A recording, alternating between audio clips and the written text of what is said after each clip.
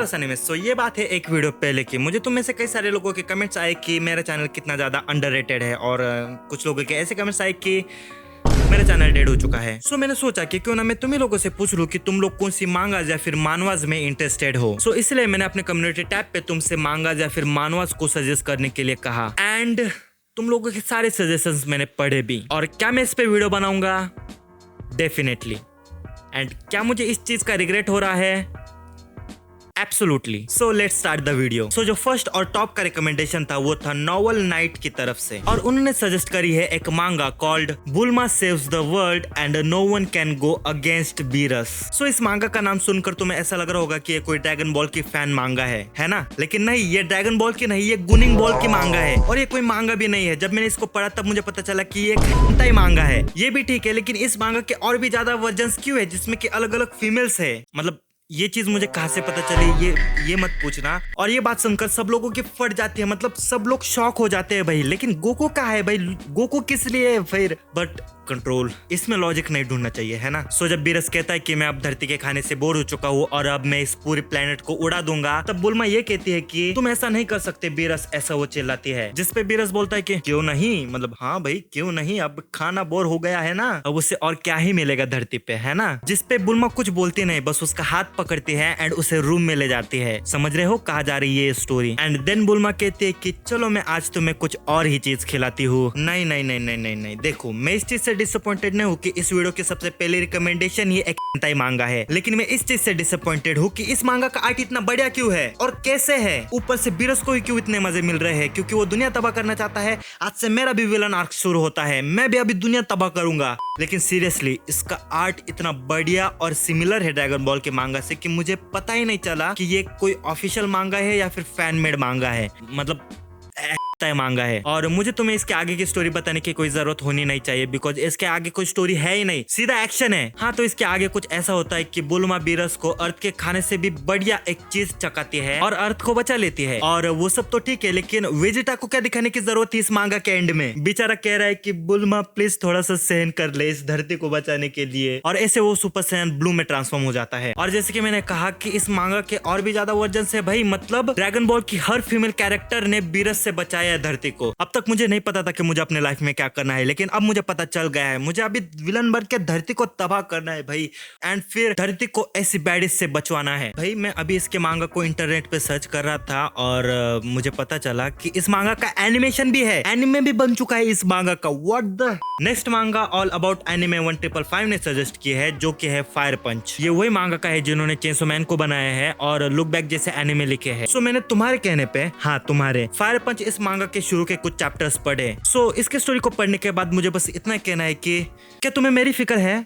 मतलब क्या तुम्हें मेरे मेंटल हेल्थ की जरा से भी परवाह है? मतलब इत्तू सी देखो इत्तू भाई, लिटरली ये जस्ट सेकेंड ही रिकमेंडेशन है और मेरे दिमाग की पहले ही धज्जा उड़ चुकी है। वेल देखो, मैंने ये चीज एक्सपेक्ट करी थी कि ये मांगा काफी वियर्ड होने वाली है, बिकॉज इसे तात्सुकी फुजिमोटो ने लिखा है एंड ये बंदा इंटरनेट पे जेन्युइनली उड़ने का ट्राई करता है या फिर ट्विटर पे खुद ही एक माइनर लड़की बनकर ट्वीट डालता है। तो इसके मांगा से भी मैंने कुछ वियर्ड चीजें एक्सपेक्ट करी थी, लेकिन इतनी ज्यादा। सो इस मांगा में हमें दो भाई बहन दिखाए जाते हैं जो कि बहुत ही ज्यादा बर्फीली जगह में थे, और बाद में हमें पता चलता है कि इस मांगा में कुछ स्पेशल लोगों के पास अलग अलग तरीके की पावर्स होती है। जैसे कि किसी के पास आग की पावर होती है, किसी के पास रीजनरेट होने की पावर होती है, और उन स्पेशल लोगों में ये दो भाई बहन भी थे। सो जो बड़ा भाई है उसका नाम अग्नि है एंड जो छोटी बहन है उसका नाम है लाना। और फिर हम देखते हैं कि अग्नि की छोटी बहन जो लाना है वो उसका हाथ काट रही है कुल्हाड़ी से, और फिर हम देखते हैं कि वो हाथ फिर से रीजनरेट हो जाता है। और यही उन दोनों भाई बहन की पावर थी, रीजनरेशन। मतलब कि अग्नि और लाना वो अपने बॉडी का कोई भी पार्ट फिर से रीजनरेट कर सकते हैं, लेकिन उसकी जो बहन है उसकी पावर अग्नि के मुकाबले काफी ज्यादा वीकर थी। मतलब कि वो इतनी ज्यादा रीजनरेट नहीं कर पाती थी अपने भाई के मुकाबले। और हाँ, वो अपना कोई भी बॉडी पार्ट रीजनरेट तो कर सकते हैं, लेकिन जो डैमेज है वो उन्हें ऑब्वियसली होगा ही। मतलब कि इवन दो उसका हाथ काटने के बाद फिर से रीजनरेट होगा, लेकिन उसको जो दर्द है वो सहना ही पड़ेगा। यही चीज वो कुछ और बार करते हैं और एक विलेज में जाते हैं उन्हें ये चीज देने के लिए। मतलब कि वो दोनों अपना हाथ एज अ मीट लोगों को खाने के लिए दे रहे थे। और ऐसा इसीलिए क्योंकि जो विलेज है वो चारों तरफ से बर्फ से घिरा हुआ था और वहाँ पर वेजिटेबल्स ग्रो करने का कोई भी जरिया नहीं था और वहाँ पर जितने भी एनिमल्स थे वो सारे मारे गए थे। सो उन विलेजर्स के पास खाने के लिए कुछ भी नहीं था। सो ये बंदा अपने आप को काट कर इन लोगों को खिलाता है उन्हें जिंदा रखने के लिए। And that's not the worst part, okay,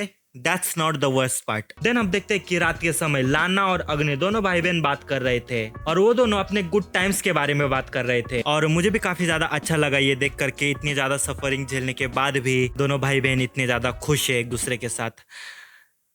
then आता है ये panel and that's not the worst part. I mean ये वर्स्ट पार्ट है लेकिन इससे भी वर्स्ट आना बाकी है। So just bear with me, okay, just bear with me. थोड़ा समय बीत जाने के बाद एक वॉर के टाइम जो सोल्जर्स है वो उस विलेज में सप्लाईज लेने आते हैं, मतलब कि वही खाना, राशन एंड बैंडेजेस वगैरह वो सब। बट वो वहाँ ये देखते हैं कि ये जो विलेजर्स है वो इंसानों को खा रहे हैं, मतलब कि अग्नि का जो हाथ है वो, लेकिन उन्हें लगता है कि वो इंसानों को ही खा रहे हैं एक दूसरे को। उनमें से एक सोल्जर जिसका नाम दोमा है, उसे ये देख कर लगता है कि ये लोग इंसान बिल्कुल भी नहीं है और ये जो सोल्जर है दोमा, उसके पास भी एक स्पेशल पावर थी कि वो किसी भी चीज को आग लगा सकता है, लेकिन वो आग तब तक नहीं रुकेगी जब तक कि वो चीज पूरी तरह से खाक ना हो जाए। एंड देन वो पूरे विलेज को आग लगा देता है और उस विलेज के सारे लोग जलकर खाक हो जाते हैं, सारे जो घर है एंड लोग है वो सारे खत्म हो जाते हैं, लेकिन अग्नि और लाना को छोड़कर, क्योंकि उनके पास रीजनरेशन की पावर थी और वो दोनों उस आग में इतना ज्यादा तड़पते हैं कि अग्नि खुद सोचता है कि वो दोनों मर जाए और उनकी जो सफरिंग है वो एक बार में खत्म हो जाए, लेकिन उसकी और उसके बहन की बॉडी बार बार रीजनरेट होती जा रही थी जिसकी वजह से वो मर ही नहीं रहे थे। कुछ टाइम बाद उसकी बहन भी दम तोड़ देती है बिकॉज एज आई सेड कि उसकी जो बहन है उसकी जो रीजनरेशन की पावर थी वो वीकर थी उसके भाई के मुकाबले, लेकिन वो मरने से पहले अपने भाई को ये कहती है कि यू हैव टू लिव, तुम्हें जीना ही होगा मेरे लिए। और फिर अग्नि उस आग में जलता रहता है, महीनों तक वो हिल नहीं पाता। 1 साल गुजरने के बाद भी वो उस आग में तड़पता रहता है। 3 साल, 5 साल, 8 साल गुजर जाते हैं और फाइनली 8 साल बाद उसे उस आग में जलते हुए खुद को कंट्रोल करना आ चुका था। मतलब ऐसा नहीं कि उसे दर्द फील होना बिल्कुल ही खत्म हो चुका था, वो अभी भी आग में तड़प रहा था, लेकिन स्टिल वो अपने बॉडी पार्ट्स को नॉर्मली हिला पा रहा था और उसको बस अब दोमा नाम के उस सोल्जर से रिवेंज लेना था अपनी बहन का, और वो भी उसके अपने हाथों से। और ये था इस मांगा के स्टोरी का सेटअप, जो कि काफी ज्यादा वियर्ड है, आई नो, लेकिन मैंने इस मांगा को थोड़ा और आगे पढ़ा। इस मांगा में आगे एक सीन आता है जहाँ पर कुछ लोगों को स्लेव बनाकर ले जा रहे थे। सो वो सारे स्लेव्स और जिन्होंने उन्हें पकड़ा था वो सब एक जगह पर रुकते हैं एंड उनमें से एक आदमी अपने बेटे के लिए पानी मांगता है। तो वो आदमी उनसे कहता है कि अगर मेरे बेटे के लिए पानी होगा तो प्लीज दे दो। तो ये बंदा जिसके पास एबिलिटी थी कि वो आयरन मतलब कि लोहा बना सकता है, वो एक ग्लास बनाता है और उस ग्लास में उस बंदे का यूरिन भर के उस बच्चे को पीने के लिए दे देता है, ये कहकर कि अभी ये गर्म है तो पी लो।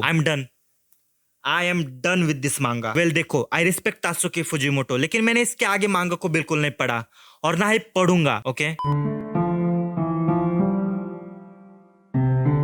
तुम लोगों की सजेस्ट करी हुई मांगा पढ़कर मुझे पक्का ये लगा था कि जो थर्ड मांगा होगी वो भी ऐसी ही होगी, और जब मैंने इसका नाम पढ़ा तब मुझे पक्का ये लगा था कि वो ऐसी ही होगी। होमुंकुलस, मुझे नहीं पता कि इसे क्या बोलते हैं या फिर कैसे प्रोनाउंस करते हैं, लेकिन हम इसे बोलेंगे होमुंकुलस। और वैसे मैं इस मांगा को ऑलरेडी पढ़ चुका हूँ and it is a very good मांगा। अगर शॉर्ट में कहूँ तो इसका जो मेन कैरेक्टर है वो एक होमलेस गाय है, लेकिन वो होमलेस गाय नहीं है क्योंकि उसका जो पास्ट है वो हमारे लिए एक मिस्ट्री रखा हुआ है। मतलब कि वो पास्ट में शायद से एक अमीर की जिंदगी जी रहा था एंड अब वो एक होमलेस की जिंदगी जी रहा है, लेकिन ये प्लॉट नहीं है इस मांगा का। सो देखो, इस मांगा का जो MC है वो एक होमलेस गाय है, लेकिन उसे जो बाकी होमलेस लोग है वो बिल्कुल नहीं पसंद, वो उन्हें बिल्कुल नहीं पसंद करता। तो वो ज्यादातर टाइम अकेले ही स्पेंड करता है, स्पेशली अपने कार में। एक दिन एक अननोन बंदा उसके पास आकर ये कहता है कि उसे किसी के ऊपर एक्सपेरिमेंट करना है जिसके बदले कि वो 700,000 येन मतलब कि ऑलमोस्ट 4 लाख के आसपास पैसे देगा, जिसके बदले एज अ एक्सपेरिमेंट उसे अपने सिर में एक होल करना होगा। शुरू में तो अपना जो मेन कैरेक्टर है वो रिफ्यूज करता है एज एक्सपेक्टेड, लेकिन बाद में वो मान जाता है एंड आफ्टर दैट जो भी होता है वो काफी ज्यादा इंटरेस्टिंग है। उसे अपनी एक आंख बंद करने पे एक्चुअल में स्पिरिट दिखते हैं, बट द वे इस मांगा में आगे जो चीजें होती है उसे देखकर बस मुझे यही कहना है कि दिस मांगा is one of the best मांगा ऑफ डेकेड्स, और तुम्हें ये जरूर पढ़नी चाहिए अगर तुम इंटरेस्टेड हो ऐसी साइफाई चीजों में। देन किसी ने कमेंट किया था रीड बर्जर्क, द ग्रेटेस्ट मांगा ऑफ ऑल टाइम। ब्रो, मैंने ऑलरेडी बर्जर्क पढ़ी है एंड इट्स पीक बस मुझे इतना ही कहना है कि अगर तुम्हें बजर्क की स्टोरी को एक्सपीरियंस करना है तो एनिमे से बढ़िया तुम इसे मांगा को ही पढ़ो। इवन दो अगर तुम मांगा में नहीं भी हो तो भी इसकी मांगा काफी ज्यादा इजी है, I mean easy to understand है। इवन 90s का जो बजर्क एनिमे है उससे भी बढ़िया है इसकी मांगा। सो इसके मांगा को ट्राई करना है इसके एनिमे को देखने से पहले। देन 5th सजेशन में आती है इस वीडियो की फर्स्ट मानवा वायरल हिट। वेल ये मानवा मैंने बहुत पहले थोड़ी सी पढ़ी हुई है और इस मानवा को हाउ टू फाइट इस नाम से भी बोला जाता है और एक्चुअल में ये मानवा पीटीजे यूनिवर्स के अंडर आती है, मतलब कि ये मानवा लुकिज्म से कनेक्टेड है। मैंने इस मांगा को पढ़ना इसलिए बंद नहीं किया क्योंकि ये मांगा खराब थी या फिर इसकी स्टोरी इतनी अच्छी नहीं थी, लेकिन इसीलिए बिकॉज इस मानवा का भी एनिमे अडेप्टेशन आने वाला था जो कि अभी आ चुका है। सो मैं प्रिफर करता हूँ कि मैं इसका एनिमे ही देखूं क्योंकि इसका एनिमे शायद से काफी बढ़िया है। मैंने अब तक देखा नहीं है लेकिन जल्दी ही मैं देखूंगा। इसमें सेम लुकिज्म की तरह अपना जो मेन कैरेक्टर है उससे बाकी लोग बुली करते हैं। क्यों? क्योंकि उन्हें व्यूज और फॉलोअर्स चाहिए यूट्यूब पर। वो इन सब चीजों को चेंज तो करना चाहता है लेकिन वो नहीं कर पाता। फिर वो एक्सीडेंटली एक यूट्यूब की वीडियो को ढूंढ लेता है जहाँ पर एक आदमी मुर्गे का मास्क पहन के फाइट कैसे करते हैं वो सिखाता है, जिससे अपना मेन कैरेक्टर फाइट करना धीरे धीरे सीखता है एंड इवेंचुअली एक यूट्यूबर बन के पॉपुलर भी होने लगता है। और जितनी मैंने इसकी मांगा पढ़ी है और जितनी इसकी हाइप है उसके हिसाब से इस मांगा को पढ़ना टोटली वर्थ इट है। सो इन माय ओपिनियन तुम्हें इसे पढ़ना चाहिए। Next suggestion is isekai revenge, a story of a YouTuber. Hello या भाई, जिसने भी इस मांगा को पढ़ा है उसे ये बिल्कुल पसंद आई है और इसका आज स्टोरी सब कुछ बस एक ही बंदे ने लिखा है और तुम्हें अपने लाइफ में एक बार तो इस मांगा को पढ़ना ही चाहिए। ओके बहुत नाटक हो गया, but ghost FF real one good suggestion. Gacha ओकोता। वेल मैंने इसके एनिमे के ऊपर एक पूरा रिव्यू वीडियो बना के रखा हुआ था लेकिन उसे मैंने अपलोड नहीं किया फॉर सम रीजन। लेकिन तुमने गाचा ओकोता इस एनिमे के बारे में कहीं ना कहीं से अब तक तो सुन ही लिया होगा, लेकिन अगर तुमने नहीं सुना तो भाई पता नहीं तुम कौन से पत्थर के नीचे रह रहे हो। लेकिन इसकी स्टोरी और इसका एनिमे काफी बढ़िया है। लेकिन मुझे गाचा ओकोता के मांगा के बारे में बात नहीं करनी, मुझे तो इसके क्रिएटर के बारे में बात करनी है। मतलब कि मैं गाचा ओकोता के क्रिएटर के बारे में बात करना चाहूंगा। First of all she is cool as hell, okay.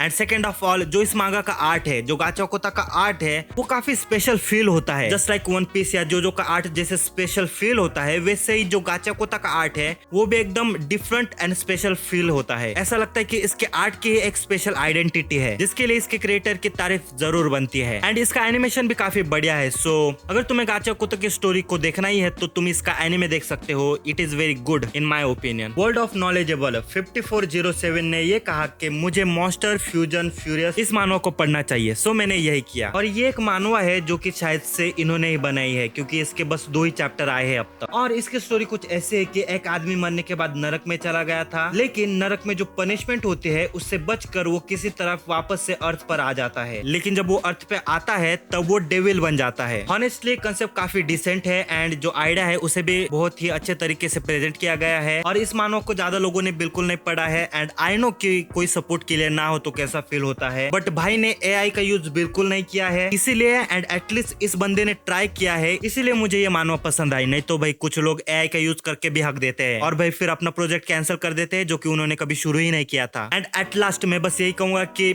Keep it up. अगर तुम्हारे पास पैशन है तो तुम सब कुछ कर सकते हो जो तुम्हें करना है। Next is Jinman, suggested by this person. So मैंने इसके मांगा का नाम गूगल पे सर्च किया एंड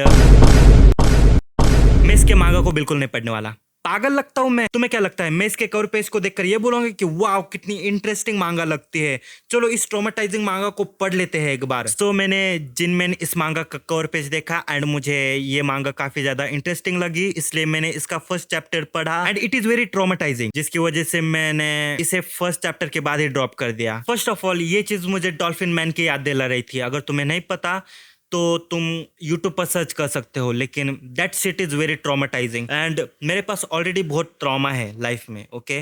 सो मैं एक और ट्रॉमा नहीं चाहता। एंड दूसरी चीज मैं ये कहना चाहूंगा कि इस मांगा को बनाने का क्या पॉइंट था मुझे नहीं पता, लेकिन जो भी पॉइंट हो मुझे नहीं जानना। एंड इसी तरह मैं इस वीडियो को एंड करता हूँ या फिर एंड करना चाहता हूँ। थैंक्स फॉर वॉचिंग एंड इस मांगा को बिल्कुल नहीं पढ़ना एंड ऐसे ही मुझे मांगा या फिर मानवा सजेस्ट करते रहो। मैं तुमसे मिलता हूँ नेक्स्ट वीडियो में।